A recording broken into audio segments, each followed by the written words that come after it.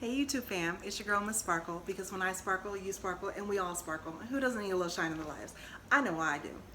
So, I'm coming to you tonight with some tips, tricks, ideas of back to school time, because back to school shopping can be super fun.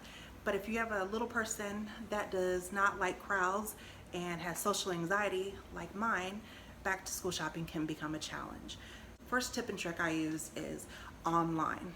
You don't necessarily have to buy online, but getting ideas of styles they might be into, the new t-shirts, you know, with the gaming logos. That's the big one for my son. If he's like not gonna wear jeans at all this year, sweatpants. What kind of sweatpants? Like the thick fuzzy ones. He went through a kick that's the only thing he would wear. Shorts. The style. If you can at least have an idea about the style before you go in and you just start grabbing stuff and bringing it home, it makes it a whole lot easier. Trust me.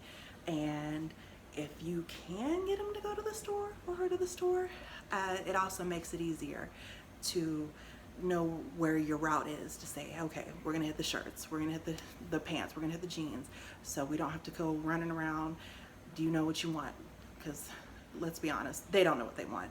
At the end of the day, it's usually what we tell them they're gonna buy anyway. At least in my house. So that is tip number one. Do as much online as you can do. And if you can have sizes before you go, that helps. But if you're going back to school shopping, there's a good chance they probably had some type of growth spurt and you have no idea. And if they're not a fan of trying on clothes, go big. Go big, and then, you know, scale down. That's my choice. If I go big, then at least I know that pulling up something that does not fit is super frustrating for a child. And if it's too big, well, they just falls off of them, and you can usually make a funny out of it. But if they can't pull it up, it causes anxiety to have tightness around you, and it's frustrating and it can be embarrassing. So that's my suggestion. Go big. And then, you know, you can go home. Go big and then go home. Tip number two, if you can avoid bringing them to the store because they just cannot simply do situations such as that, FaceTime. I do it all the time with my son.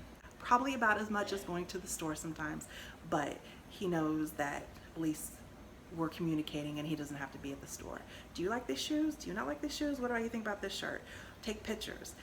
That communication, so they're not actually having to be there, but then you don't get home with a bunch of stuff and like, oh, that's whack, I don't like that. And you just spent 2 hours of your life for nothing. Done that as well. Again, tips and tricks that I've gone through. And number three, the most simple thing is, like, maybe do some type of encouragement. You can say, hey, you want to go for some ice cream? Do you want to do it? Get a treat, get some type of active involvement going on that makes it fun.